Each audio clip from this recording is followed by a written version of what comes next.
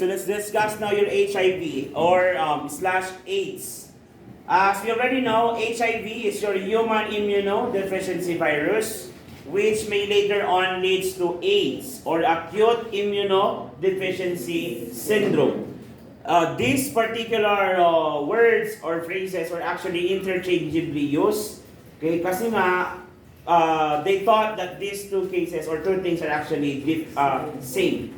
However, there's actually a very slight difference lang naman, okay, between these two. When I try to refer to HIV virus or HIV, human immunodeficiency virus, we are referring to the infection, okay, wherein you acquired or harbor the microorganism to whatever transmission that you have harbored it, then it's present in your body. So you may or you may not have signs and symptoms, or even if you have, you might just have minor signs and symptoms. Okay? Now, for your AIDS naman po, AIDS is already the latter stage.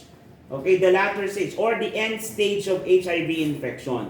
This is the time wherein most of the complications coming from the different conditions, neoplasms, and infections that you have acquired, okay, from the external sources due to lack or suppressed immune system. Kasi ang HIV virus po kasi will try now to suppress your immune system, specifically trying to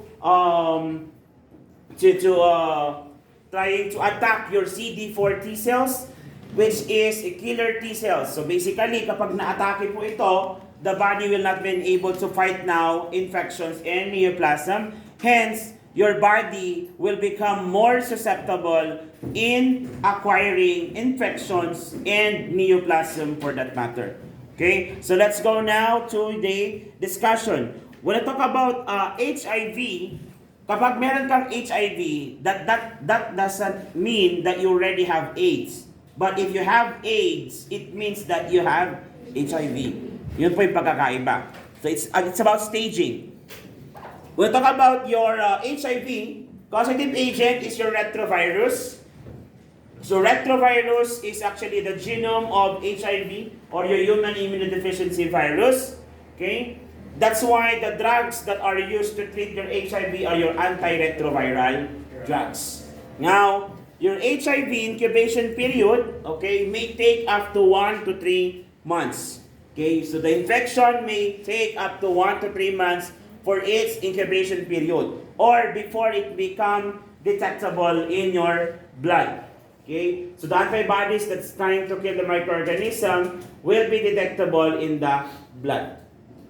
And it can reach up to 1 to 15 years for you to diagnose AIDS. Okay? As a matter of fact, the incubation period will actually last even more than a year. Okay? And according to the book of Brunner and Sudar, in some cases, kahit after 6 months na, 7 months, 8 months, or 12 months na, yung exposure mo with the virus, okay, there is still a possibility that the virus antibodies would still be remain undetectable in the blood. This is because of the principle of window period. Okay? So window period is basically a period wherein the antibody and even the antigen is undetectable in the blood. Okay? Common po ito sa ibang sakit. Okay? And that is the reason why that a possibility of you acquiring AIDS due to blood transfusion is still possible but very rare. Okay? So pwede ka pa rin mahawa ng AIDS dahil sa blood transfusion. Pero napaka-rare niya na mangyari because of the strict cross compatibility na ginagawa natin. But due to this window period wherein, for example, itong si babae nakipagtalik sa lalaki na may AIDS, after 6 months or after 8 months, nakikipagtalik niya sa AIDS patient na unprotected, consistent na donor ng dugo. So pag nag-donate siya, i-check yung blood niya. There is a possibility na hindi pa rin makikita yung antibody. Baka kasi pasok pa siya dun sa window period. Unfortunately, itong dugo na to, di ba, ginamit sa'yo. That is why, di ba, before you donate, there is a checklist that you need to answer honestly. When was the last time you, do you engage in sex? Do you engage in homosex? Parang ganon. When was the last time you had sex? So yung mga questions na tinatanong doon. Okay? Did you have needle prick? Things like that. Do you share needles? Okay. So lahat po yung tinatanong doon sa checklist kasi nga that would also give them an idea kung papayagan ka mag-donate o hindi. Okay? But if in case man, syempre, that is just a checklist, pwede ka magsinungaling. Okay? Then still you donated blood and unfortunately pala is 8 months later, okay, is nakipag-sex ka pala sa tao na may AIDS, then definitely you might be, okay, gaining or acquiring the virus into yourself. Then undetectable siya sa blood, tapos mag-donate ka. So that's gonna be the danger. Okay? Especially if you're not going to tell the truth. Another one guys is your 1 to 15 years. So 1 to 15 years refers now to the condition to become more on AIDS. So like for example, you develop or you were positive with the HIV after a month of exposure. So after a month of exposure, you were positive with HIV, then you just need to count for a few months. Depende sa immune system mo, baka may mag-manifest na signs and symptoms. For example, after a year of exposure, sunod-sunod na yung lagnat mo, inuubo ka na, bigla ka nang nangayayat. Okay? So when those manifestation arises, possibly nag-start na yung age prognosis mo. Okay? And the prognosis may take up to 15 years. So definitely, for example, nakipag-sex ka ngayon sa taong may AIDS or positive for AIDS or HIV. Then after 10 years na nakaraan, sabi mo, okay na, 10 years na, wala naman. Bigla mo na lang nalaman na, ayun, nakatalik ko, naka-jerjer ko. Positive pala for AIDS. Okay lang naman, matagal na, 7 years naman na yun. 7 years na, wala naman nang nararamdaman. Then here comes 10 years. Biglang nag-manifest. Yung pala, meron ka na ng condition, naging asymptomatic lang siya, kasi during that time, medyo malakas pa yung immune resistensya mo.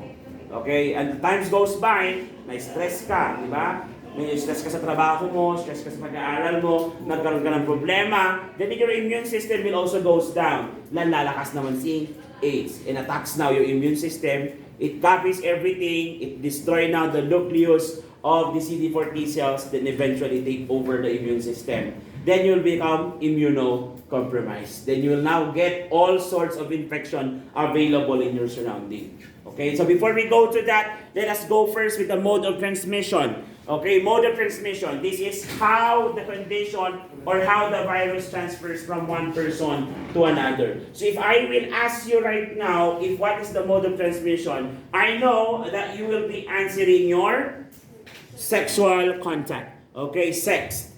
Okay, because this is the most common. Okay, the most common mode of transmission is sexual contact. Pero the most direct is still blood transfusion. Kasi can you stop blood transfusion? Pag nandun na yun, sinalin sa'yo, wala ka nang kawala. But not all who will engage in sex will acquire the microorganism. Tama po ba? Yes, hindi porket nagipag-sex ka sa may HIV, magkaka-HIV ka rin agad. But the possibility is high. But it's most likely, may percentage din na hindi. Okay, now with regards to that, let me just explain. This is in no way trying to degrade any particular gender preference. Okay, because according to the statistics, mostly in most of the cases that we have right now, even in the Philippines, is actually in the group of homosexuals, specifically male to male. Now, this is sexual contact. So, all the other way of doing sex, possible na makahawa. So, but the normal thing na ginagawa talaga for sex, male to female, it's your penile to vaginal penetration. The vagina is designed for menstruation. Nandun yung ureter for urination. At the same time, vagina is designed for sex. Do you agree? Yes. So, it has the ability to stretch doon sa penile. Kung gaano man siya katigas o kalambot, it has the ability to adapt into that. Kasi nga, yun naman talaga ang physiologic function ng vagina aside from it's a passageway for birth and of course passageway for menstruation. Tama? Now, since adaptive niya yon, kaya niyang gawin yon, it's different when you do this to anus. Anus is designed for defecation, pagtae. So, manipis ang lining nun, then you're going to insert a hard, something hard. Ano yung hard na yun? Something hard. So, when you do that, commonly, mas mabilis na magkaroon ng tearing. And take note that HIV is a blood-borne disease, meaning the virus is present in almost all fluids in your body, to include now your semen. Okay. By the way, the virus is in the semen, not in the sperm. Because the sperm is within the semen. The sperm and the semen is the fluid where they swim. And it's their ride when they enter the vagina. Okay? So yung semen ang may virus, hindi yung sperm. Are we clear? Yeah. So same is true with your mucus. Yan. So mucus, for example, sa babae, yung dagta ng babae, dagta ng lalaki, okay? But the concentration of the virus is very little sa laway. Kaya kapag nakipaghilikan ka sa pasyente na may HIV, lesser naman yung chance na mahawa ka. Unless may sugat siya sa bibig at may sugat ka sa bibig. Diba? May singaw kayong parehas.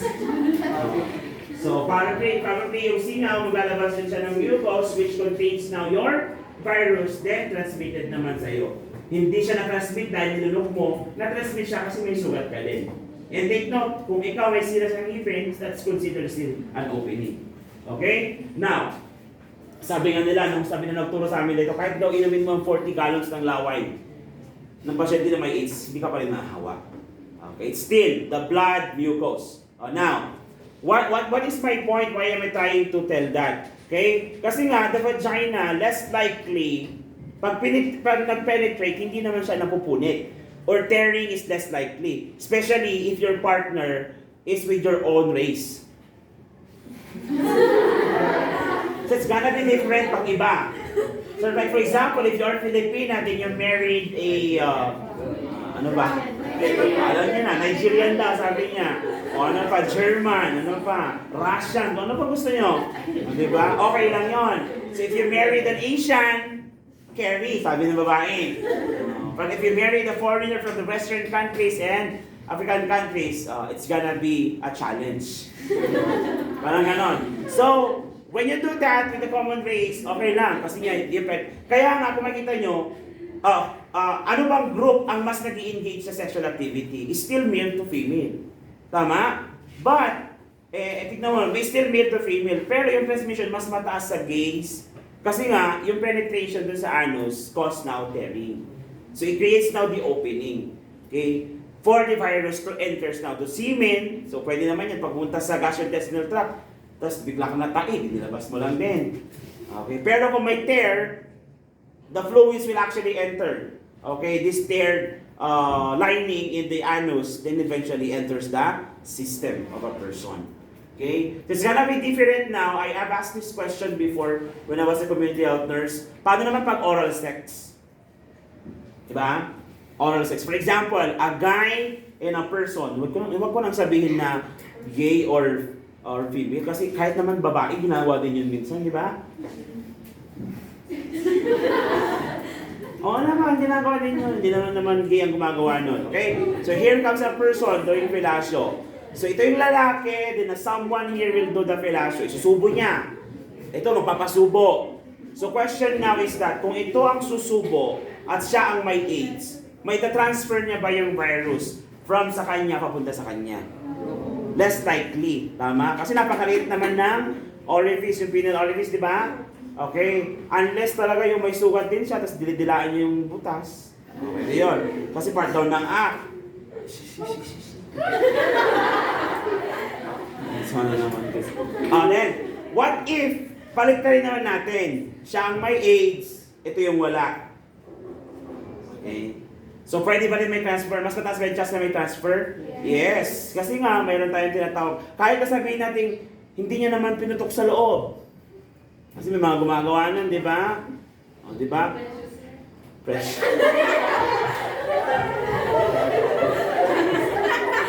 Hindi niya naman ginawa sa loob. So, nangyari ngayon, guys, meron tayong tinatawag na pre-ejaculation. Pre-ejaculation contains already semen. Semen contains the virus. So pag iyon, nag-pre-ejaculate sa bibig, tas may sugat, possible pa rin. Okay? But less kapag ito ang meron at yun ang wala. Mas mataas ang chance pag ito yung meron at ito yung wala. Are we clear? Yes, I just want to be, yes sir. Sir, so mas prone po yung Lumuluhos? virgin. Mas prone yung mga babaeng virgin kaysa sa hindi virgin. Ganon, kasi mas masikip.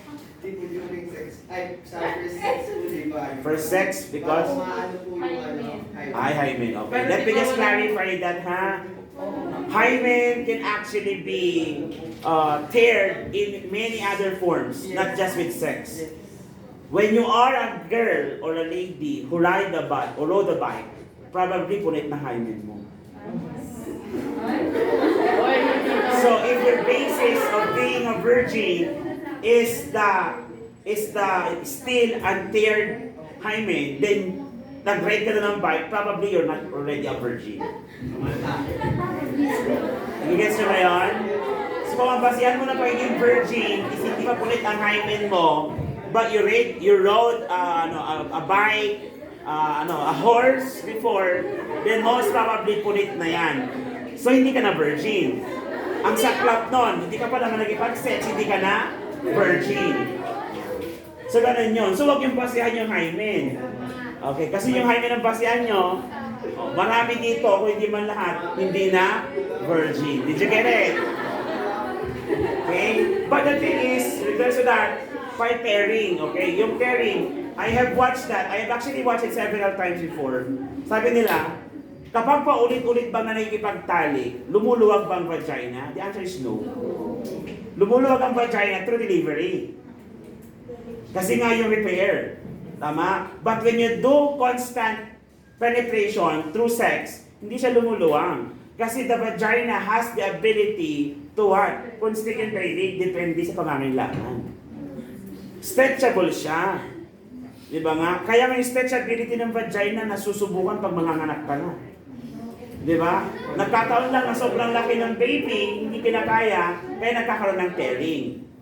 Pero less likely naman talaga ang tearing kapag penile penetration. Yes, less likely po. It's a myth. Di ba? Unless yung tarugo ni Mr. Delestinos kasing laki ng bata. Baka merong episiotomy yung mangyayari during intercourse. Tapos after ng intercourse, magkakaroon na episiotomy. So less likely yun. Yes.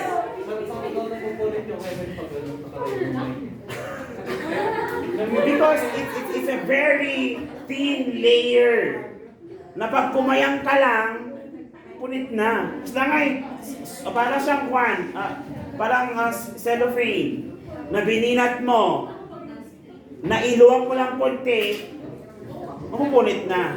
Yun po ang hymen. Sobrang nipis lang niya. Okay, ilan lang, dami ng discussions ng ganyan na hymen being the basis of being virgin is not true. Tapos kapag hindi Ha?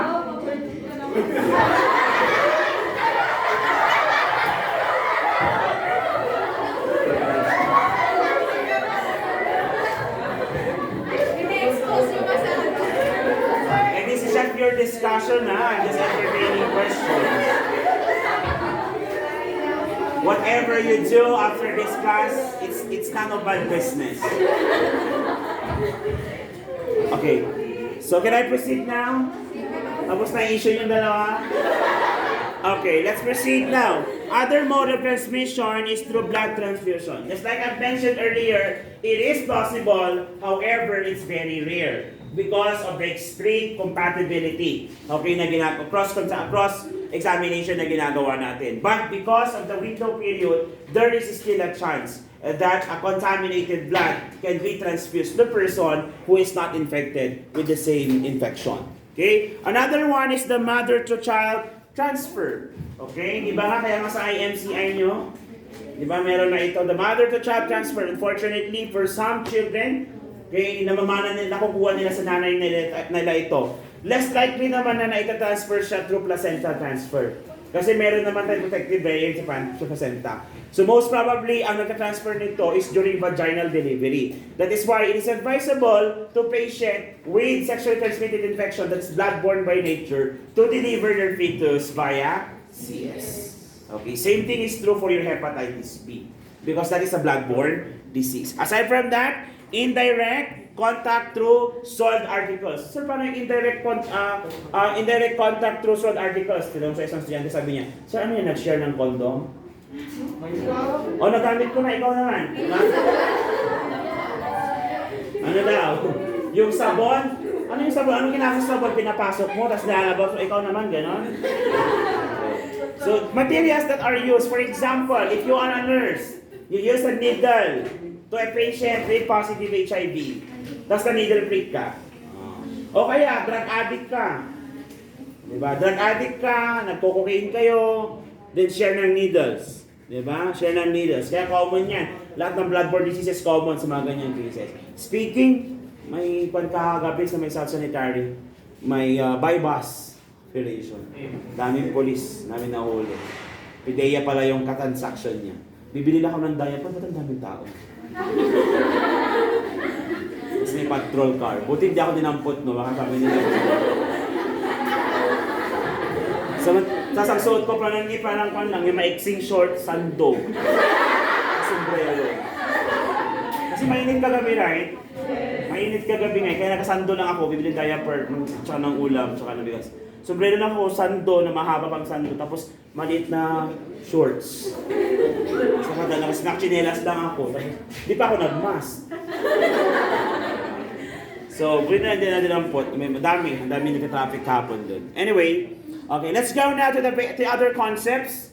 To the other concepts about your HIV. Other concepts are viral disease caused by HIV, which destroys now the T cells. As I've mentioned earlier, specifically your CD4 T cells, which are killer cells. So basically, wala tayong pampatay ng pathogens, thereby increasing susceptibility to infection and malignancy. Okay, another one is viral infection causes the person to be susceptible to infection that would normally be controlled to immune system. So once the T cells are already attacked by this virus, the body is unable now to fight back using its own immune response, making ourselves or the person susceptible to any type of infection, specifically yung mga opportunistic infections. Then, once the manifestations of these different infections arises, for example, may infection ka sa kidney, may infection ka sa lungs, may infection ka sa heart, nagsabay-sabay lahat, lumabas ang sintomas nila, the collective term for those nasama-samang sintomas is your syndrome. So syndrome is manifested now clinically by opportunistic infections and unusual neoplasm until such time that they're able to reach a stage wherein the body is totally suppressed in terms of immune system. That's the time we're going to call the condition as AIDS, and AIDS is considered as chronic. Because as you can see, in the incubation period, it may take up to 1 to 3 months or up to a year before the first manifestation will arise. And once the manifestation arises, when you're diagnosed with AIDS, it may take up to 1 to 15 years. So is your AIDS can also develop into cancer? Yes. What is the example of cancer? Kaposis sarcoma. Have you heard of that? Oh, Kaposis sarcoma. Disease has a long incubation period and sometimes 10 years or longer. Okay, 10 years or longer.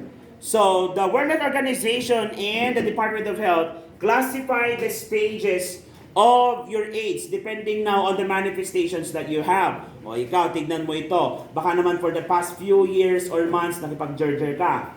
Or may naka-gerger ka, unprotected sex. O abangan natin, baka naman may mga sintomas ka nito. Shit, yung mga ganon, napag-aalaman yung mga nag-engage for the past few months. Okay, tinatin. Clinical stage 1, asymptomatic, or you have a non-specific signs and symptoms. So during acute HIV infections, most probably, di ba sabi natin, when a pathogen enters the body will react. Our immune response will try to discard or dispatchahin ang mga ang mga pathogens na ito. And in this case, pwede niyang ipasok sa lymphatic system. And in the lymphatic system, in every lymph nodes, may nakaabang na different immunoglobulins to kill it, making it swelling. Diba? Kaya nakakaroon tayo ng mga lymph adenopathy. Yan, mga kulani. Okay, sa Ilocano, pannakalong. Have you heard of that in Ilocano? Pannakalong, yung mga taga Ilocos. Okay? Then, tignan mo yan. Baka naman, following this, parang, ang sakit-sakit ng kilikili. Ang sakit-sakit ng singit. Ayan. Kung meron ka yan, tapos nakipag-jerjer ka ilang months ago, baka. Tapos, pagpasok niyan, hindi ka naman nagda-diet. Pero, nabawasan ang timbang mo ng 10%. So, ang timbang mo ngayon is 65. 65. Tapos, after ng few months na nag-jerjer ka, or after ng a few, 1 year, nung last time na nag-jerjer ka ang protected sex, yung timbang mo from 65 naging 59 na lang. Hindi ka naman nag-diet. Yan. So that's your last body weight. Pwede na naman diabetes yon, pwede naman tuberculosis. Okay, pero pwede naman AIDS. So ngayon, hindi ka pa rin kontento, hindi ka nagpapacheck.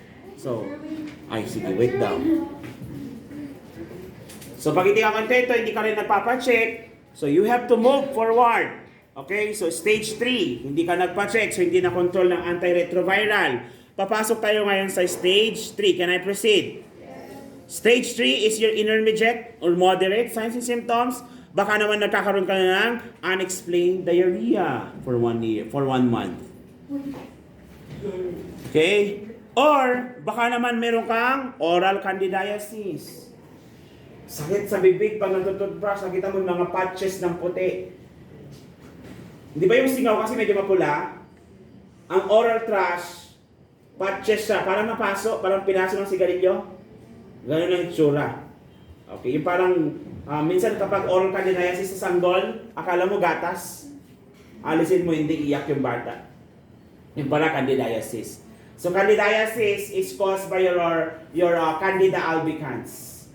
So Candida albicans, which may lead to candidiasis infection. Okay? So oral candidiasis. So pwede din ito may-transmit ng through sexual contact. Okay? Pwede ka namang walang AIDS tapos nagkaroon ka ng oral candidiasis kasi nga yung babae, for example, meron siyang candidiasis tapos sinubmarine mo. Anong sinubmarine? Cunnilingus. Cunnilingus. You make dil-dil of the vagina. Or trip mo naman, anulingus. You make dil-dil of the anus. May mga ganon. Those are actually philias, paraphilias. Sexual disorder. You will discuss more on that once you go to 3rd year next sem for psychiatric nursing. Okay? Or baka meron kang severe bacterial infection. Then, if you're not able to control this, hindi ka pa rin nagpo-check out, it may lead to critical stage 4, which is your late stage, commonly known already as your AIDS. So, the manifestations will become severe. You will have now HIV wasting. Ibig sabihin, mangangayayat ka na ng sobra. Then, afterwards, you will develop toxoplasmosis, which is parasites in the brain, infection in the brain yan. And the most common cause of death among AIDS patient is your pneumonia caused by your pneumocystis carinii. Okay? Carinii. So, neoplasm is also possible to this type of patient. Yung sabi ko sa inyo yung sarcoma, si Kaposis sarcoma. Okay? Kaposis. Kaposis. Kaposis, sarcoma. It's actually a skin cancer. Okay, brackish pa rin siya. Nade-develop sa latter stage ng HIV infection. Can I proceed? Okay. So, signs and symptoms, we will divide them into minor and major. So, minor symptoms are the following. Persistent cough for 1 month. Generalized pruritic dermatitis. Yan, nag-start ng Kaposis sarcoma yan. Okay. Next, recurrent herpes zoster. So, herpes zoster. What is herpes zoster? This is your herpes infection. natatransfer siya through sexual contact din. This is from the family of varicella. Varicella, chicken pox. Si chicken pox. Pero ito kasi painful. Commonly kapag nag-develop. Di ba pag nag-chicken pox ka na, hindi ka na magkaka-chicken pox ulit? Yes. But if you have developed chicken pox na parang kamukha ng chicken pox, pero iisang area lang, herpes yun. And it's so painful, according to the book. Hindi ko pa natatry. Herpes zoster. Pag tumubo siya doon sa vagina or vulva ng babae or sa penis ng lalaki, pag nahawakan mo yung sugat, sobrang painful niya. Unlike pag syphilis, painless. Yung bang may crater na pero pag hinawakan mo, walang nararamdaman. Okay. Meron tayong picture nun eh.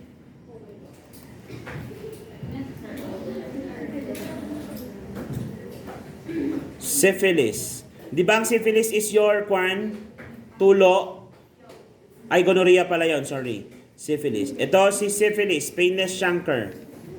Ladies and gentlemen. Yun. That is your syphilis. So pag hinawakan mo yan, if you touch this area here, it's painless. Okay. Same thing is true sa mga babae.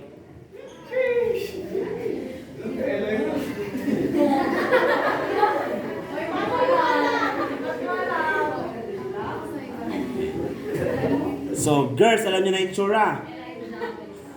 Hindi nyo nakikita madalas yan. Ngayon, alam nyo na.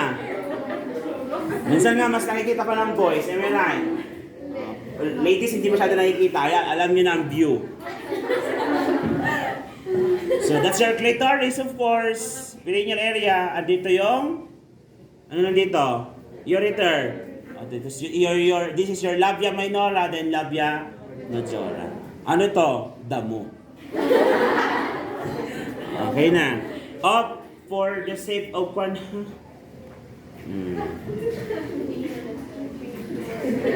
Ano daw?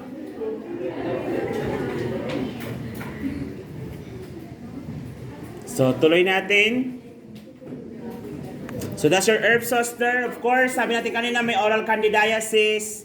Then, we also have your generalized lymphadenopathy. Okay, because of the infection. Major signs, meaning papalapit ka na sa AIDS kung meron ka nitong mga to at sobrang ng severe. The weight loss, the chronic diarrhea for 1 month, and the prolonged fever for 1 month indicating a severe bacterial infection. Are we clear? Yes. Now, sir, I have an exposure. I had sex, I had an unprotected sex. Or, I am so very active. 27 ako per month. Hindi naman yung ganon. Mga sex addict, di ba? Yung mga sex addict, may mga kinocover pa nga dati ang Jessica Soho tsaka ang Eyewitness. Ayan, so disclaimer lang. So, yon, pag may mga ganong cases tayo, okay, dapat yan, tuloy-tuloy silang nagpapatest. Actually, yung mga natin, mga entertainers. So, we call them entertainers, di ba? Because they entertain. Now, pag nagpapacheck, for example, you are at risk of developing one, then you want to know your status. Alam niyo yung hashtag ng DOH? Pag nasa DOH ang nasalita, sabi niya, know your status. They are referring to HIV status, not Facebook status. Okay, kaya may mga instances actually na nagbibigay sila ng free screening. Yan. Kung nakita niyo may mga table, kunyari malapit sa DOH, nakita niyo, tapos may tarpaulin sila, nasagan yung lalaki, babae, tapos may poster, know your status. Ganun. Kung positive ka ba or negative. So, know your status. Kung pupunta ka doon, kung very active ka. Pupunta ka doon, tatanungin ka, virgin? A virgin? Opo, never been touched. Ba't ka nandito? Natusok po ako ng needle, ng mata. So magpapatest ka. Saan ka natusok? Siyempre, hospital na magre-refer dapat nun. But in this case, if you are at risk of developing one, then you have to know on how to do your testing. Okay? So these are the available tests that you're going to perform. Presumptively, if you want to know or screen yourself, you may do your ELISA or AIA. Okay? Your ELISA or AIA is your enzyme-linked immunosorbent assay. It is a presumptive test. You're going to get a blood lang. Patak-patak lang yan. Parang pregnancy test. Okay? So, before available siya kahit sa health center. Hindi ko alam ngayon kung available. Kasi lahat kasi, buntis, positive for tuberculosis, ginagawa ito. Okay, for referral. And of course, if you were exposed to someone who has AIDS, lahat na nakatalik nun, contact tracing. So lahat na naka-gerger niya at yung naka-gerger niya na nagpa-positive, kailangan i-screen for the test. Now, if it turned out positive yung AYA mo, AYA nila, wag pala, hindi mo, AYA nila, okay? If it turned out positive, then you're going to confirm it with Western blot. So Western blot was your protein immunoblot, which is considered as the confirmatory test during the old days. Okay, way back 2010, ayan. Pero ngayon kasi, nag-update na sila, meron na tayong HIV differentiation assay or your nucleic acid test. Now, so pag tinanong ito sa exam, which of the following is the confirmatory test, you would still answer HIV differentiation. Unless wala siya sa choice, then that's the time you're going to answer Western blot. But kung meron man sila sa choices and they were asking for a screening, which will result is presumptive, you answer ELISA. Clear? Are we clear? Yes. Other tests includes your OraSure, particle agglutination test or your PAT, and your radioimmunoprescription assay or RIPA or radio-labeled antigens to detect specific antigens in serum. So basically, they want to check the antigen for antigen or related to HIV, then you're going to do your RIPA. Question so far? Any question? None. Now, for the treatment, okay, treatment management, take note that this condition is uncurable. Okay, so the medications are just used to treat or manage the condition. So, antiretroviral drugs are given to decrease the viral load. For example, para hindi siya mabilis na mag-proliferate. But it can never remove the virus from your system. Yun pang ibig sabihin. Dalawang klase pong antiretroviral drug. We have your protease inhibitors and your reverse transcriptase inhibitors. For the reverse transcriptase inhibitors, these are the following drugs. Lahat po yan ay antiviral. So you have your Sidovudine or Letervir, Salcitabine, Havid, Stavudine, Incent, Lamivudine, Impervir, Nevaripine, Viramune, and Didanosine, Videx. And ito yung lumabas sa board exam before, protease inhibitor na drug, specifically your Indinavir. Dahil related siya sa AIDS, Indinavirgin. Drug of choice is Indinavir. Chris Sivan. Maliwanag? Are we clear? Yes. Now, this is the medical management or treatment. Let's go now to the other management as a nurse. So this is a community-wide approach. Okay? Still, we follow the prevention is better than cure approach. So prevention is better cure approach. That's why, as a nurse, especially if you're a community health nurse, you have to perform or conduct health education. Okay? So health education on how to prevent acquiring your HIV. Sabi ko nga po sa aking mga klase before when I was still a community health nurse and discussing in high school, whenever I discuss this, hindi na po yata effective nowadays yung sabihin mo sa mga estudyante na huwag makipag-sex. Because the more you say na huwag makipag-sex, they will engage because of curiosity. So what is the best thing na kailangan ituro sa kanila ngayon? Sa inyo ngayon? Safe sex. Okay? So if you can't stop it, then protect it. Yan. So if you can't, then protect. Okay? Now, as a nurse who will be handling this type of patient, then you have to follow a certain protocol. In terms of your precaution, we have two precautions in general. You have your standard precaution and your transmission-based precaution. Standard precaution, you use this precaution regardless of the patient's diagnosis. Like for example, when you're in touch with your patient, before and after, should you wash your hands? Yes. Kailangan ba ang diagnosis niya is diarrhea para lang maghiwas ka ng kamay? Hindi. So whatever the diagnosis is, you have to wash your hands.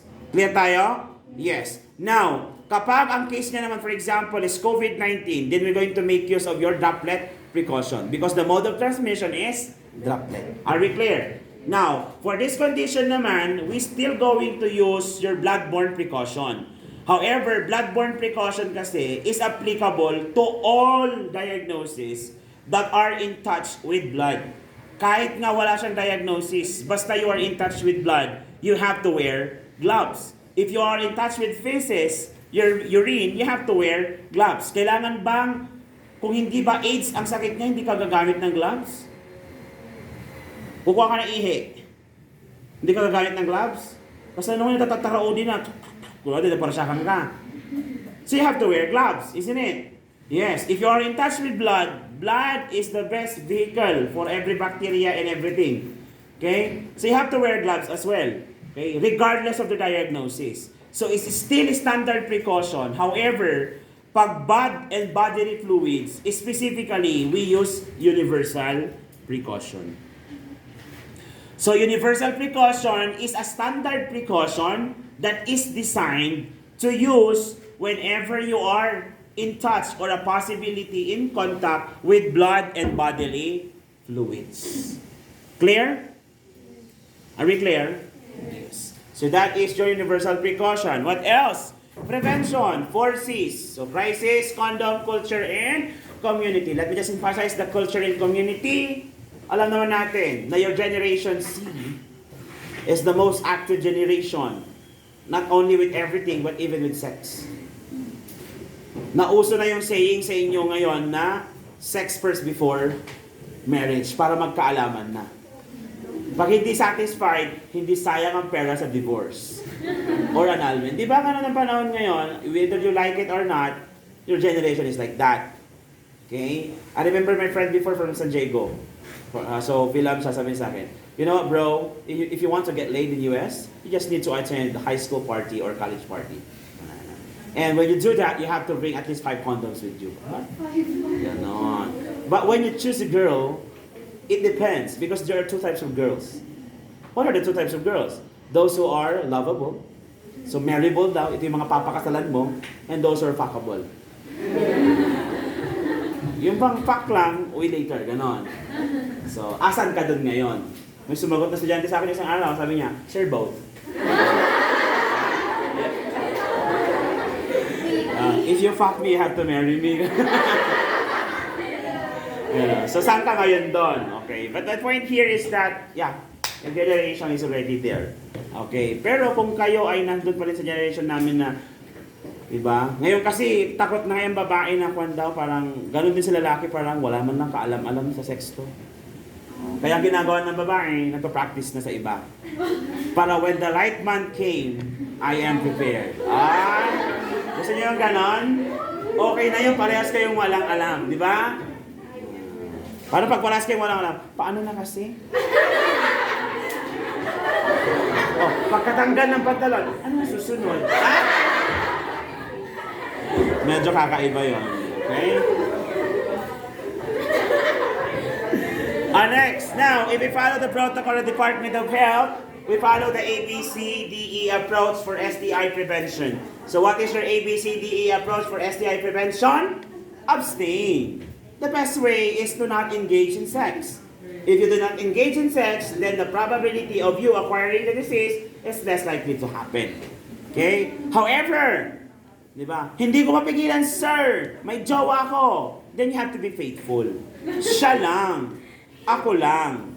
Dapat tayo lang. Di ba? That's being faithful. You don't look for someone that is loyal. Why? Because they use condoms.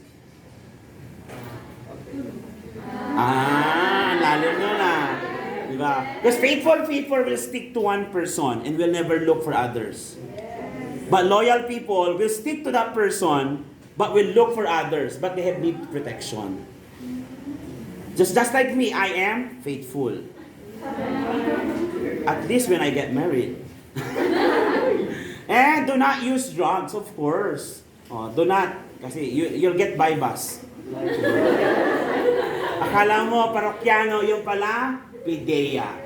Okay? And of course, equipment. So equipment like the needles and everything that are used personally, that you're exposed to blood, and of course, to mucus, and was also used by someone which will become more at risk of developing the condition. So what if, sir, the patient already has the AIDS? nasa hospital na siya. So, ano yung mga kailangan ko gawin? Of course, you still follow the protocols, universal precaution. However, since the patient is immunosuppressed, then you have to specifically use your reverse isolation. So, reverse isolation, protecting the patient or the nurse? Protecting the patient. So, who should wear mask at all times? The patient. Okay? The patient. You have to protect the patient. Pag may HIV ang patient, kailangan ba private room or shared room? Private room. So pag dadalaw ang bisita, kailangan ba marami? Konti lang. Yes. Pwede bang fresh flowers? Fresh fruits na kainin? Fresh vegetables? Caesar salad? No. Kailangan everything has to be packed, cleaned accordingly because they are immunosuppressed. A simple E. coli can kill them. Clear? Yes. Even staphylococcus that is present in our skin can kill them. Even streptococcus that is present in our mouth can kill them. Okay? That's why you need to provide assistance for this individual. Do you have any questions? Clarifications? So you read more on this one, lalo sa Kaposi sarcoma that I had mentioned earlier, which is one of the complications, possible complications, because that might be included in your exam and unit test. Are we clear? Yes. Do you have any question? Clarification, verification?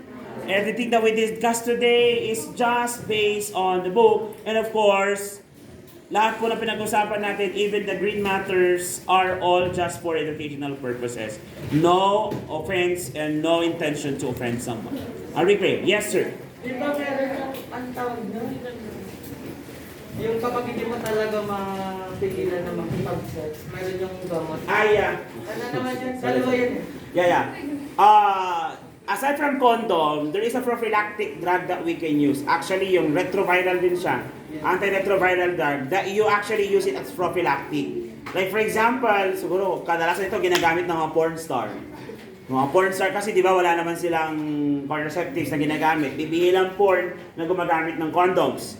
Okay? So if they want to do that but they still want to protect themselves, then all they need to do is to drink prior of engaging, may ininom silang gamot. Actually, it's an antiretroviral drugs pa rin. Okay? Antiretroviral. Meron na rin sa Pilipinas yata yan, pero of course may kamahalan. Ibibigay lang naman ng free ang DOH kung meron ka na. Hindi ka nila bibigyan para gatungan yung kalibugan mo. Ganon. Pero siguro if you go to Western countries such as the Amsterdam, wherein prostitution is really allowed. Kasi may red market, may red district talaga sila doon. Like, it's literally red district. Then may salamin, then may babae nakapos. Pag nagkasundo kayo, sa likod ng salamin, may kwarto. Yun na yun. So, pamaganon siguro. So, if you have plans of going there, then nandito ka pala sa Pilipinas, laklak ka na naman. Super. Para pag dito, let's get it on!